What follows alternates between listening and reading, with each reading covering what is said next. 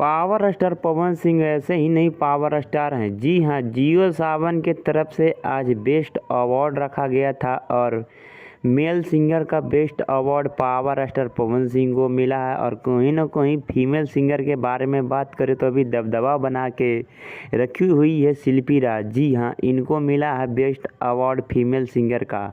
और कहीं ना कहीं शिल्पी राज को कोई टक्कर देने वाला भी अभी तक पैदा नहीं लिया है भोजपुरिया इंडस्ट्री में। जी हाँ दोस्तों, और तीसरा खबर के बारे में बात करें तो मारून कलर सड़िया, जो कि नीलकमल सिंह का गाना था। और कहीं ना कहीं दिनेश लाल यादव और अमरपाली दुबे जो कि इस सॉन्ग में दिखी थी। हाँ, बहुत ज़्यादा ये गाना बजा था।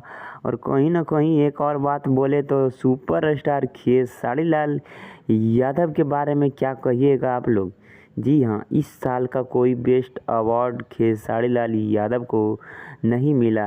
इनके लिए क्या कहना चाहते हैं आप लोग।